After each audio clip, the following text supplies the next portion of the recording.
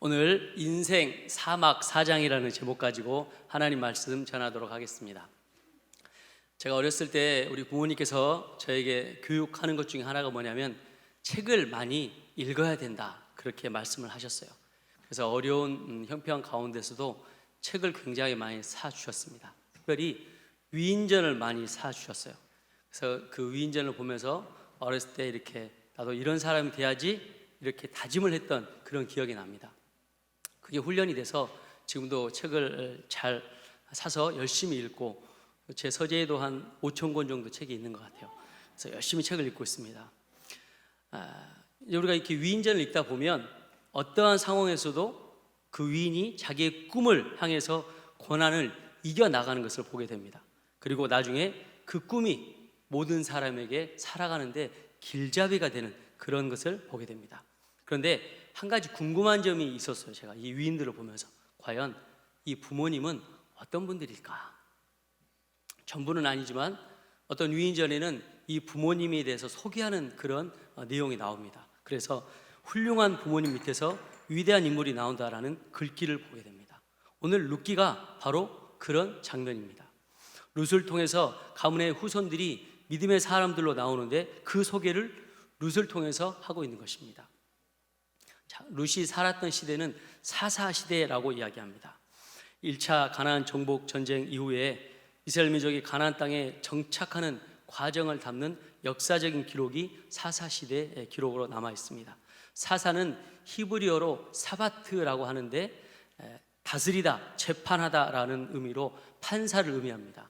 그러나 실제로 사사들이 재판하기보다는 이제 이 전쟁 수행, 군사 행동 등을 많이 했던 리더로 우리에게 비춰집니다.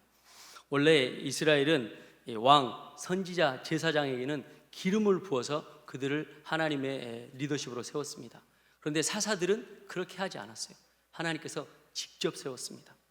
그래서 14명의 사사가 성경에 나오는데 12명은 이제 사사기에 나오고 2명은 사무엘상에 나오는 엘리와 또 사무엘이 마지막 2명의 사사입니다. 사사시대에 약 400년간의 일정한 패턴이 있어요. 뭐냐면 죄, 타락, 고통, 회개, 하나님의 구원, 또 죄악의 반복, 이런 패턴이 계속 이어지면서 이 암흑의 시대로 계속 악순환이 되었습니다. 영적 암흑 시대가 사사시대였습니다. 사사기 21장 25절에 보면 왕이 없어서 백성이 자기의 소견에 옳은 대로 행하사라고 기록되어 있습니다. 이건 왕이 없어서 그런 것이 아니라 하나님이 이스라엘 백성들이 왕이 되지 못하기 때문에 자기 마음대로 살아간다, 이런 뜻입니다. 우상 숭배하며 살아갔습니다. 그래서 믿음의 사람을 찾아보기가 어려운 시대였습니다. 자, 오늘 말씀은 영국의 구성처럼 설교 말씀을 좀 전해보려고 합니다. 그래서 전체적인 구성도 사막 사장, 그래서 인생 사막 사장으로 나눠봤습니다. 자, 띄워주시죠. 자, 제 1막입니다. 1막은요 나오미 가문인데 테마는 비참입니다. 그래서 1막 1장은 1장 띄워주세요. 엘리멜렉의 모압 이주와 하나님을 떠난 삶의 몰락, 그리고 1막 2장은 엘리멜렉과 두 아들 말론과 기론의 죽음에 대해서 기록하고 있습니다. 이 엘리멜렉과 나오미는 이스라엘의 베들레헴 지역의 사람들입니다. 그리고 이들이 결혼해서 말론과 기론을 낳습니다. 그런데 이때 이스라엘에 극심한 흉년이 옵니다. 그래서 이 흉년을 피하기 위해서 하나님께서 원하시는 약속의 땅에서 모압 땅으로 이 엘리멜렉이 이주합니다. 여기서 사사시대의 죄악과 불순종이 시작이 됩니다. 그리고 나오미의 남편 엘리멜렉이 먼저 죽습니다. 하나님께서 원하시는 믿음의 자리에 있지 않으니까 하나님의 심판을 받은 거죠. 그리고 이제 두 아들이 장성해서 첫째 아들 말로는 모압 여인 룻과 결혼하고 둘째 아들 기론은 오르바와 결혼을 합니다. 그리고 결혼해서 10년 정도 살았을 때 또 말론과 기론 두 아들이 죽습니다. 이제 집안에는 나오미와 룻과 오르바, 이 세 여인만 남았습니다. 가문의 대가 끊어진 것입니다. 이러한 상황에 한 여인이 소개되는데 바로 룻입니다. 이 룻이라고 하는 이름의 뜻은 고대 근동 아카드어로 친구, 동반자라는 뜻이에요. 동반자 하니까 생각난 노래가 있죠? 당신은 나의 동반자, 그죠?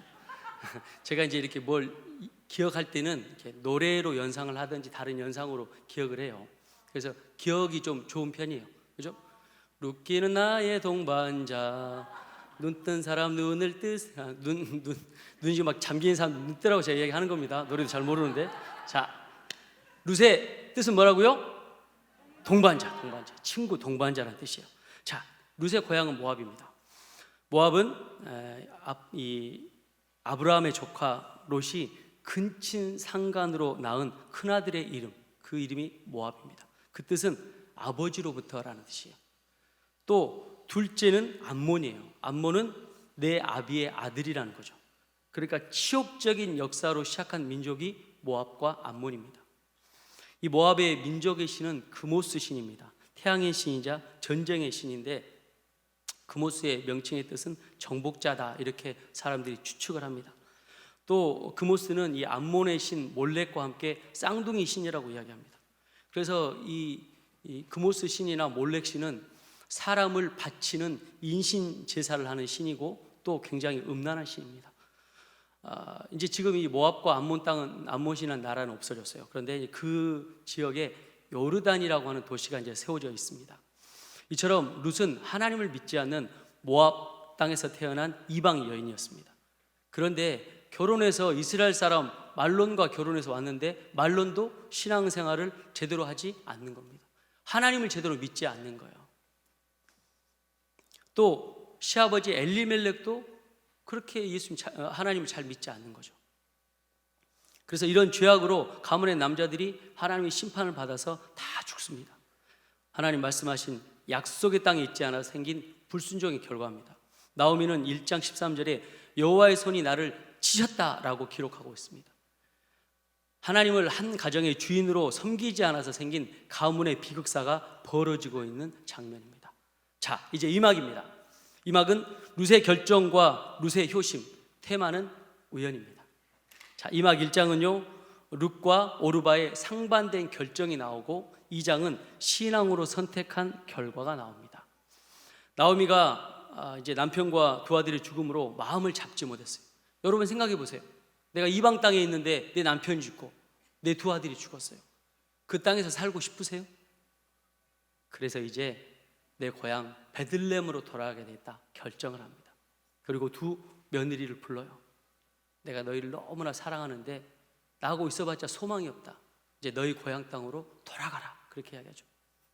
그러니까 이 며느리들이 안 가겠다고 이야기하는 거예요. 이거는요 시어머니가 너무 며느리들을 사랑하고 잘 돌봐줬다는 증거입니다.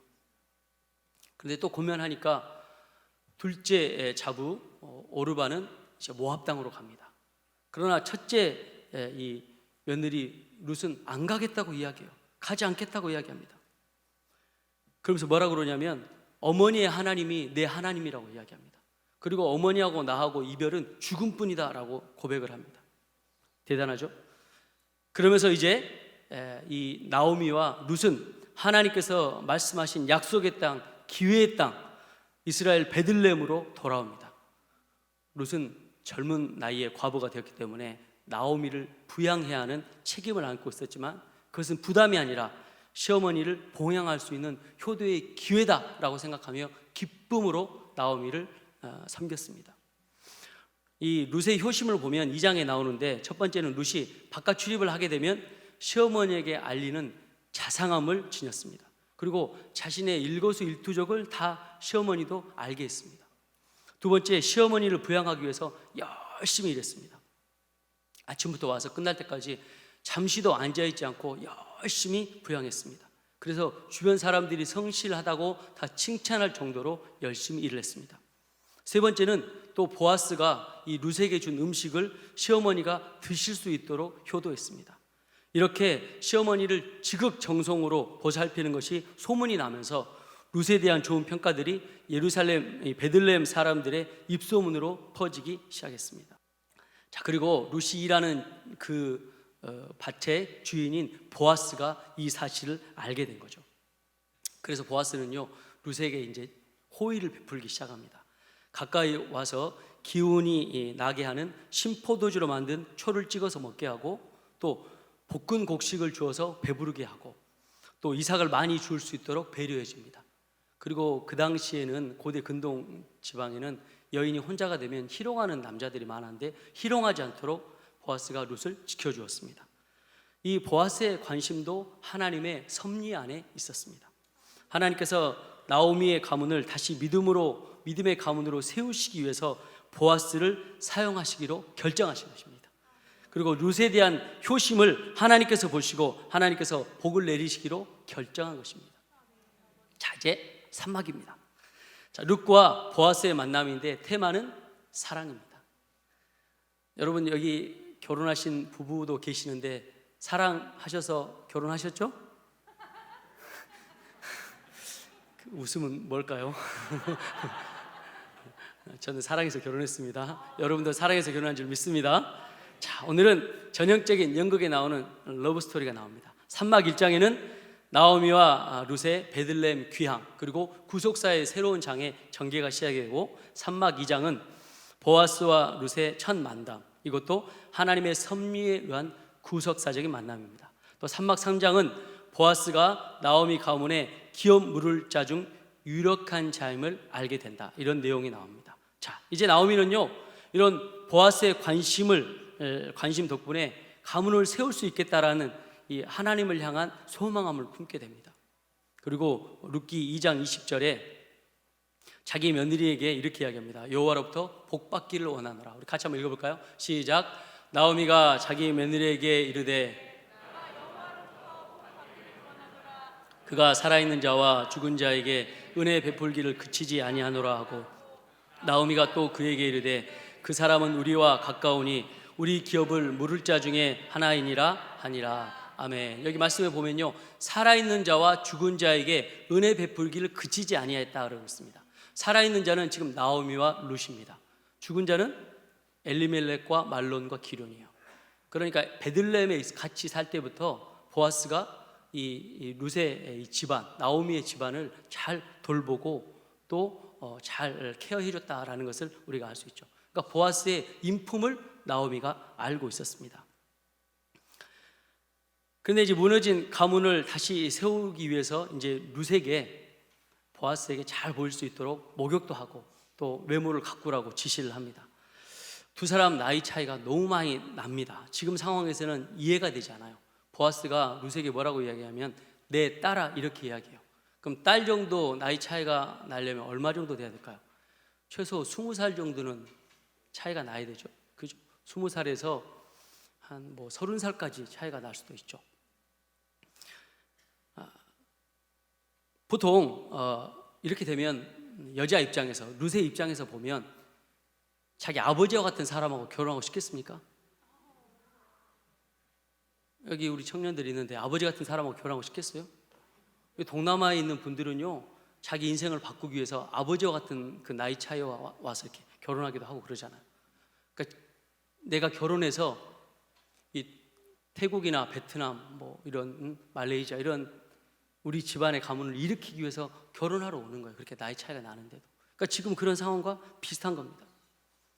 그리고 또 무조건 이렇게 보아스를 결정한 것은 제가 방금 말씀드렸듯이 그의 인품이라든지 믿음이라든지 또 인격이 아주 괜찮은 사람이기 때문에 룻이 보아스에게 내 인생을 다시 맡겨도 되겠다, 이런 판단을 했을 것입니다. 그래서 시어머니 나오미와 함께 이제 보아스에게 잘 보이려고 룻이 작전을 짜기 시작합니다. 그리고 그 시간이 타작마당에서 수확할 때로 이제 다가오고 있습니다. 보아스 밭에서 모두 함께 먹고 마시기를 끝내고 한밤중에 룻이 보아스를 찾아갑니다. 그리고 보아스가 잠자리에서 일어났는데 바로 옆에 룻이 있는 거예요. 그러면서 이야기가 되는데 뭐라 그러냐면 룻기 3장 9절에 당신이 우리 가문의 기업을 물을 자가 됩니다 라고 이야기를 합니다. 한마디로 보아스, 당신만이 나와 결혼해서 우리 가문을 다시 세울 수 있습니다 라고 말하는 것이죠. 그러자 룻기 3장 10절에서 11절 이렇게 이야기합니다. 내 딸아, 같이 읽겠습니다. 시작. 그가 이르되 내 딸아, 여호와께서 내게 복 주시기를 원하노라. 내가 가난하건 부하건 젊은 자를 따르지 아니하였으니 내가 베푼 인애가 처음보다 나중이 더하도다. 아멘. 자, 이제 이 둘은요 서로의 마음을 확인했어요. 나이 차이가 있지만 믿음 안에서, 신앙 안에서 둘은 이제 결혼하고자 하는 마음이 생긴 겁니다. 그런데 한 가지 문제가 있어요. 당시에 이 고엘 제도에서 그 기업을 물을 자는요 아무나 되지 않습니다. 순서가 정해져 있어요. 근데 1순위자가 있어요. 보아스보다 1순위자가 있는 거예요. 이 사람이 룻을 포기해야 그 다음 순서인 보아스가 룻과 결혼할 수 있게 되는 것입니다. 그래서 보아스는요 하나님께 지혜를 구하며 적극적으로 이 문제를 해결하려고 나섭니다. 자, 이제 사막입니다. 룻의 인생 사막 4장입니다. 테마는 성문입니다. 자, 사막 1장입니다. 보아스에게 룻이 청혼을 하죠. 그리고 하나님의 주도적 섭리와 사람의 순종, 이게 1장에 나타납니다. 그 사막 2장은 보아스의 청혼 수락과 지혜로운 보아스의 행동들, 그리고 사막 3장은 기업 물을 문제로 보아스가 재판을 통해 룻의 기업을 물게 됩니다. 그리고 마지막 사막 4장은 보아스와 룻의 결혼, 이방 여인이 이스라엘의 사회의 일원이 되고 또 오벳의 출생과 다윗 가문 속에 그리스도의 계보에 룻이 오르는 그런 장면이 기록되어 있습니다. 보아스는 제가 앞서 말씀드렸듯이 자기보다 이 룻의 가문을 이을 수 있는 이 1순위자를 만나기로 하고 성문으로 성읍의 장로님 10분을 초청합니다. 이들이 바로 증인이 될 사람들입니다. 그리고 엘리멜렉의 땅을 살 것인지 보아스가 그 1순위자에게 물어봅니다. 그러자 그 땅을 사겠다고 하는 거예요. 그러니까 보아스가 그러면 한 가지 조건이 있는데 이 룻과 결혼해야 된다고 이야기합니다. 근데 단순히 룻과 결혼하는 게 아니에요. 룻과 결혼하면 나오미를 봉양해야 합니다. 나오미가 살 수 있도록 책임을 져야 하고 룻과 이 1순위 되는 사람이 결혼해서 낳은 아들은 자기 아들이 아니라 나오미의 계보를 잇는 아들이 되는 겁니다. 그러니까 여러 가지 생각해 볼 때 손해가 되는 거예요. 그러니까 나는 포기하겠다고 딱 이야기합니다. 이게 무슨 제도냐면 고엘이라고 하는 제도입니다. 친족에 대한 의무를 지키는 제도인데 이 고엘 제도는 친척이 손해를 보면 그 친척의 땅을 사서 친척 본인에게 돌려주는 겁니다. 또 친척이 몸에 팔리면 대신 지불해 줍니다. 그리고 친척이 죄를 지었으면 대신 죄값을 치릅니다. 친척이 살해됐을 경우에는 그를 위해서 피해 복수자가 되어 보복도 합니다. 친척이 형제가 없어 후사가 죽으면 형제 순으로 미망인과 혼인하여 가문을 잇는 것, 이런 게 있었습니다. 이 마지막 조항 고엘 제도에 보아스가 해당이 되는 거죠. 자, 그러면서 이제 기회가 보아스에게 온 거예요. 그리고 성문에 장로님 10분을 초청했잖아요. 그분들이 증인이 되는 겁니다. 그래서 이 성문이라고 하는 장소는 보아스와 룻이 결혼할 수 있도록 결정해 준 기회의 장소가 됩니다. 이렇게 되면 이제 보아스는 룻과 결혼할 수 있는 합법적인 조건을 다 갖추게 되는 겁니다. 그리고 무너진 가문을 보아스와 룻을 통해서 나오미의 가문이 세워지게 되는 것입니다. 보통 이렇게 룻의 집중을 맞추는데 저는 연극의 형식을 보면서 말씀 묵상하면서 보아스에게 좀 초점을 맞춰 보았습니다.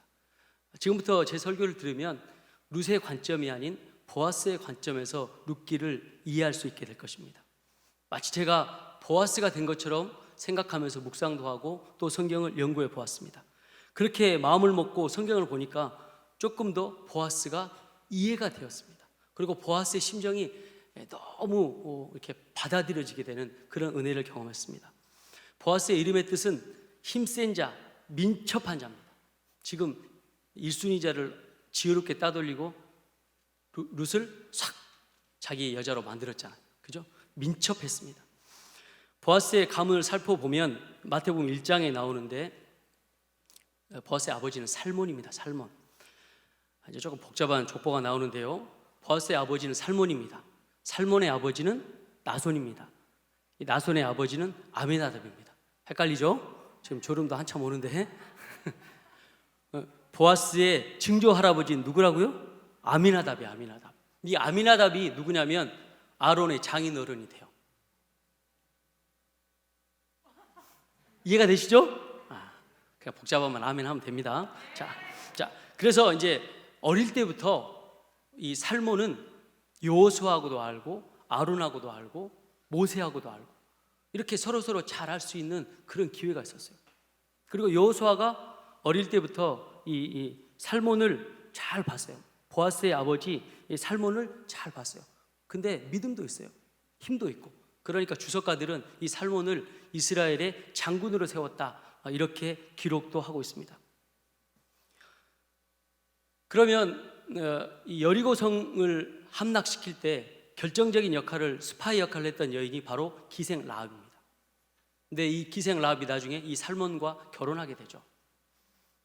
근데 이 가운데 역할을 누가 했냐? 여호수아가 했다, 이런 주석가들이 있습니다. 그냥 모르시면 아멘하면 됩니다. 자, 그러니까요, 이제 믿음의 가문을 통해서 또 이 이방 여인이 결혼하게 된 거예요. 근데 이제 궁금한 게 한 가지 있어요. 저는 보아스 입장에서 제가 볼 때 왜 보아스가 룻과 결혼했을까요? 물론 성경에는 룻이 믿음도 좋고 현명한 여인이니까 결혼했다, 이렇게 이야기했지만 왜 결혼했을까? 그러면서 저는 보아스가 아버지 살몬을 생각했을 것 같아요. 우리 아버지 살몬도 우리 엄마 라합하고 결혼했는데, 이 라합 앞에 수식어가 뭐죠? 기생이에요. 기생이라고 하는 히브리어 단어는 조나라는 단어를 쓰는데, 이 단어의 뜻은요, 매춘부예요. 이 기생이라고 하는 단어가 헬라어로는 포르네라고 하는데, 이 단어에서 파생된 영어 단어가 포르노입니다. 매춘부란 뜻이에요. 이 기생이라고 하는 단어를 영어 단어에는 할랏이라고 쓰는데, 이 할랏도 찾아보니까 몸을 파는 여인이에요. 그러니까 기생은요, 몸을 파는 여인이에요, 그냥. 근데 이 라합은 자신의 쾌락을 위해서 몸을 팔았던 게 아니라 가족을 부양하기 위해서 몸을 팔았어요. 라합이 살았던 이 여리고성은 가나안 지역 중에 가장 큰 샘이 있었어요. 엘리사라고 하는 샘이 있었어요. 그래서 농업과 상업이 발달할 수 있었고, 바알과 아스타롯의 신이 있으면서 도덕적으로 성적으로 타락한 동네였어요. 근데 여기서 기생으로 있던 라합이 소문을 들어보니까 이스라엘 백성들이 광야를 오면서 다른 민족들을 다 멸망시키면서 오는 거예요. 그 다음에 이제 여리고성에 사는 우리 차례예요. 두려운 거예요. 그 소식을 들은 거예요. 그러면서 이런 여호와 하나님, 이분을 내가 믿어야 되겠다. 그래서 자기 나라를 배신하고 두 정탐꾼을 숨겨두고 또 여리고성이 무너질 수 있도록 도와주는 결정적인 역할을 합니다. 이것을 여호수아가 본 거예요. 그래서 살몬과 결혼할 수 있도록 이게 연결을 해주는 거예요. 라합도 하나님에 대해 잘 알지 못했지만 믿음이 있었어요. 이건 믿음은 하나님께서 주시는 겁니다. 할렐루야, 할렐루야. 그래서 우리 아버지 살몬이 우리 어머니 기생인 우리 어머니 라합과 그랬는데 그럼 나는, 이렇게 보아스가 생각한 거예요.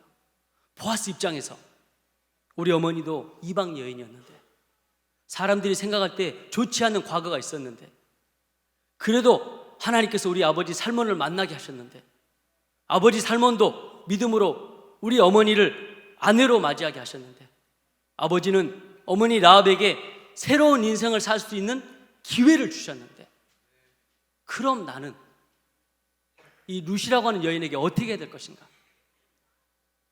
이 룻이라는 여인도 모압 이방 여인인데, 남편과 사별한 결혼 경력이 있는데, 나와 나이 차이도 너무나 많이 나는데, 또 그 시어머니 나오미도 봉양해야 되고, 자식을 낳으면 내 자식이 아니라 나오미의 자식으로 가문을 잇도록 해야 되는데, 그럼에도 불구하고 이 여인을 아내로 맞이할 수 있는 기회를 주신 하나님, 어떡할까요? 그런 마음으로 기도했지 않겠습니까?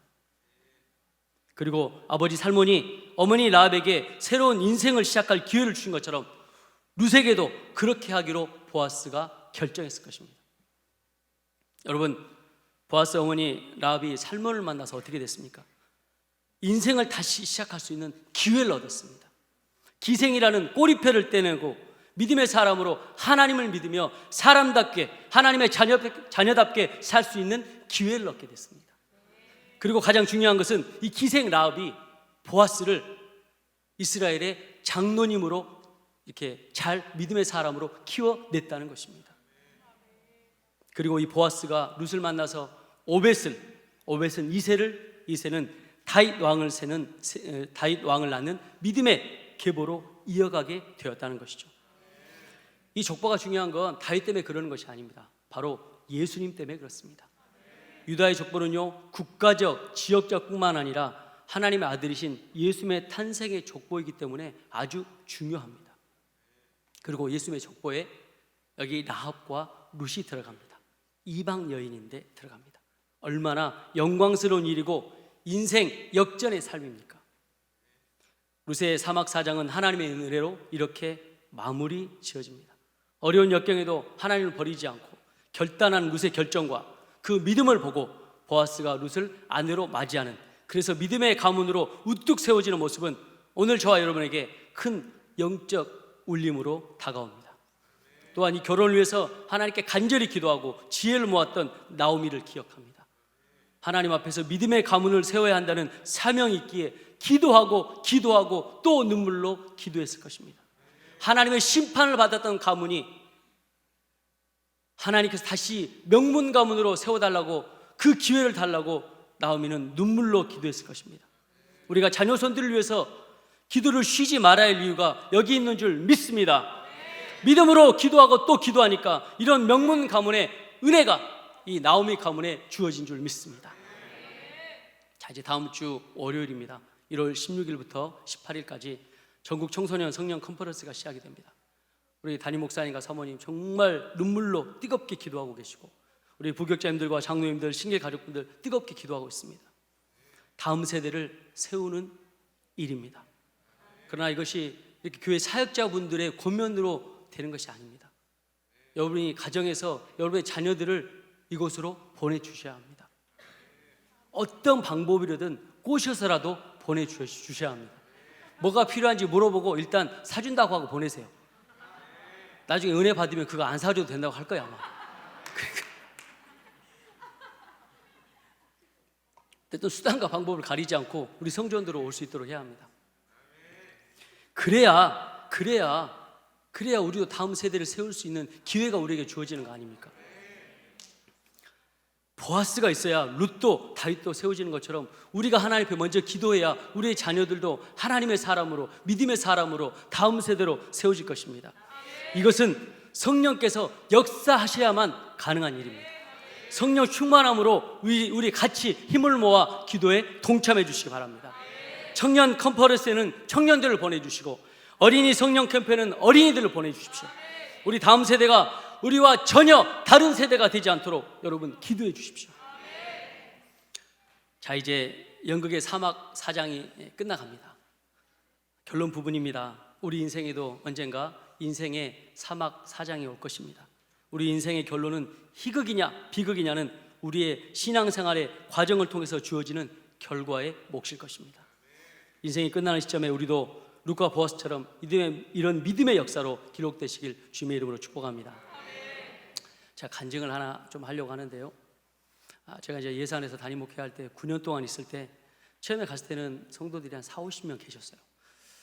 뭐 사례비도 그렇게 많지 않았어요. 오히려 서산교회 부목사 때 더 사례비를 많이 받았던 것 같아요. 근데 9년 동안 열심히 헌금하고 또 헌신하고 전도하고 또 선교하고, 그래서 한 3억 정도 헌금을 했던 것 같아요. 근데 이제 그리고 이제 여기 올 때는 장로님들이 제 빚을 다 갚아주시더라고요. 빚이 한 6천만 원 정도 있었는데 제가 이야기했어요. 제가 신길교회 가면 또 헌금 안 하겠냐고. 그러니까 장로님들 갚아주시라고. 다 갚아주셨어요. 제가 타는 승용차까지 딱 해서 다 깔끔하게 갚아주셨어요. 좋으신 분들이에요. 귀한 분들이에요. 근데 우리 건이가 저한테 그러더라고요. 제가 이제 계속 이제 기도하는데 또 헌신하는데 아버지가 아빠가 목회하는 걸 다 봤기 때문에 아빠를 존경한다고 이야기하더라고요. 그러면서 이 아이도 헌신하는 훈련을 배운 거예요. 저는요, 제가 헌신하는 거 우리 담임 목사님 사모님께 배웠어요. 저는 선교단체를 개척해서 7년 동안 간사로 섬겼습니다. 돈 하나도 받지 않고 7년 동안 섬기고 나올 때 제 아내를 얻고 나왔어요. 저는 수지 맞았어요. 돈 안 받아도 돼요. 제 아내 얻었으니까. 근데 그때 선교단체 가르침은 뭐였냐면 빚지지 말자라는 거예요. 벼랑 끝에 서는 용기라는 이 책 가지고 빚지지 말자. 그래서 그렇게 선교단체 파라처치에서는 그렇게 훈련을 받았는데 지역교회, 로컬 처치에 와서 교단 목회를 해보니까 그렇게 해서는 안 되겠더라고요. 우리 담임 목사님, 사모님뿐만 아니라 주변에 목회 잘하시는 분들 보니까 정말 헌신을 다 하세요. 어떻게 헌신하는 줄 아세요? 은행의 빚을 내가면서 헌신하더라고요. 자, 우리 은행 건 우리 거니까 우리가 빼다 쓸 수 있고, 국민은행은 국민을 위한 것이니까 빼다 쓸 수 있고, 카카오톡은 톡하고 돈을 던져주니까 내게 될 수 있고, 그렇게 우리도 살고 있어요. 그렇다고 해서 신길교에서 저에게 뭐 사례비를 적게 주냐, 그렇지 않아요. 저도 정말 하나님의 은혜로 또 교회가 사랑해 주셔서 정말 귀한 섬김과 대접을 받고 있습니다. 근데 이제 우리 교회가 계속 섬기는 훈련하고 있지 않습니까? 저희도 이제 이렇게 뭐 지역 섬김, 뭐 지역 파트너십 섬김 마당 할 때는 또 헌신도 하고 이렇게 합니다. 이번에도 또 이렇게 한 교회를 헌신하고 그렇게 했는데, 이제 우리 아들이 대학교 입학해 놓고 알바를 하고 싶다고 하더라고요. 그래서 딱 조건을 걸었어요. 네가 돈 벌려고 알바하려면 하지 마라. 우리도 있고 국민도 있으니까 그거 쓰면 되니까 하지 마라 그랬어요. 뭐 때문에 네가 알바할 거냐면 전도하기 때문에 너는 알바해야 된다고 이야기했어요. 그리고 사람들을 목회하려면 이해해야 되니까 알바해야 된다고 그랬어요. 제가 선교단체에서 7년 동안 일했거든요. 뭐 밑바닥부터 일 안 해본 것 없이 다 해봤습니다. 그러면서 얼마나 어렵게 성도님들이 살아가는지를 배우게 됐어요. 근데 이제 첫 월급이 73만 원이 나왔는데 내려고 하니까 뭐 말은 낸다고 하는데 뭐 처음 번 돈이잖아요. 근데 그래도 흔쾌히 헌금을 하더라고요. 그리고 이제 대학교 합격했다고 우리 성도님들 또 두곡제일교회 또 이렇게 성도님들, 장로님들이 또 이렇게 용돈 주시고 지인들이 용돈 주셔서 아이패드를 살 수 있는 돈이 모아졌어요. 근데 얘가 금요일 날 저한테 와서 아빠 감동이 되는데 지역교회 한 교회를 섬기고 싶다고 이야기하더라고. 그래서 하라 그랬어요. 하라고 그랬어요. 그런데 지난주에 전화가 왔어요. 두곡제일교회 담임 목사님한테 전화가 왔어요. 저하고 이제 동갑인데 친해요. 목사님, 우리 두곡제일교회 권사님 한 분이 건희 대학교 들어갔다는 소식을 듣고 등록금을 내주고 싶다고 하더라고요. 그렇게 이야기가 왔어요. 제가 안 받는다 그랬어요. 난 이미 떠난 목회자고 난 받지 않겠다고. 왜냐하면 그 목사님 자녀가 넷이에요. 거기도 등록금이 있는데 떠난 목회자를 대준다고 하니까 제가 마음 편하지 않잖아요. 그래서 자꾸 받으라고 하니까 제가 물어봤어요. 목사님 따님은 지금 대학 등록금 어떻게 되냐고. 그랬더니 해결이 됐대요. 그럼 내가 받겠다 그랬어요. 그래서 그냥 섬김의 헌신의 삶을 담임 목사님을 또 본받아서 또 아버지를 본받아서 했는데 또 이렇게 해결이 되는 거예요. 건의는 우리가 거의 용돈을 주지 않아요. 그런데 신기하게 주변에 많은 분들이 용돈을 주세요. 그래서 건의 쓰고 다니는 거 보면 재벌처럼 쓰더라고요. 막 얘도 사주고 저도 사주고 막 사줘요. 그렇죠. 누가 보면 진짜 부자인 줄 알아요. 건의가 제가 와서 건의 신발을 처음으로 좋은 걸 사줬어요. 그전에는 구제 신발 같은 거 신겼어요. 막 시장에서 나이스 이런 거 있잖아요. 프로 스텔라 막 이런 거 있잖아요. 이런 거, 그죠? 내복 막 이런 신발 이런 거 신겼어요. 근데 하나님께서 다 때를 따라 입히시고 먹이시고 하시더라고요.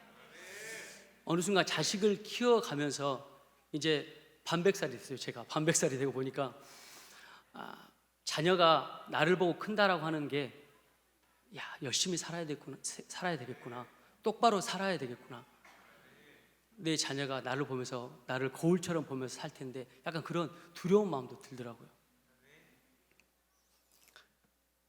보아스와 룻이 살몬과 라합을 보았습니다.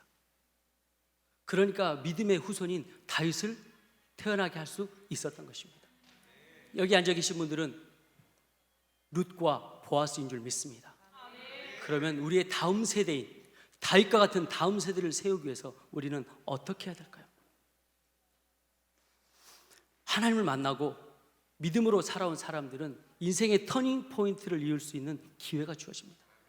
그리고 기회가 신앙의 대를 이어서 우리의 자손들, 다음 세대를 세울 수 있는 기회의 축복으로 우리에게 주어질 것입니다.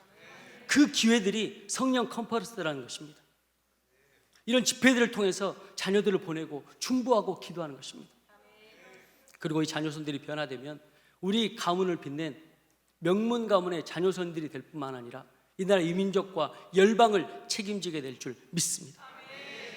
이 은혜의 발걸음으로 이제 여러분들이 같이 걸어가시길 도전합니다. 신앙의 선구자였던 라합, 살몬, 보아스, 룻, 다윗처럼 신길 가족들도 하나님의 축복으로 믿음의 명문 가문 이루시길 주님의 이름으로 축원합니다. 기도하겠습니다. 하나님, 제가 보아스와 룻이 되길 원합니다. 살몬과 라합이 되길 원합니다. 우리의 눈물로, 우리의 헌신으로, 우리의 중보로 다음 세대가 세워질 것입니다. 우리의 자녀손들이 세워질 것입니다. 또 여기에 있는 다음 세대 귀한 자녀분들, 하나님, 내가 다윗이 되길 원합니다. 하나님, 나의 기도를 들어 주옵소서. 이 어려운 때를 하나님, 믿음의 나라로, 믿음의 열방을 복음을 전하는 나라로 하나님 나를 사용하여 주시옵소서. 하나님, 은혜 더하여 주옵소서. 우리 신길교회 신길가족들 사용하여 주옵소서. 우리 목사님 사모님 사용하여 주옵소서. 아버지, 우리를 사용하여 주옵소서. 다음 세대 우리로 세워 주옵소서. 주의 이름을 세 번 부르고 통성으로 기도합니다. 주여, 주여.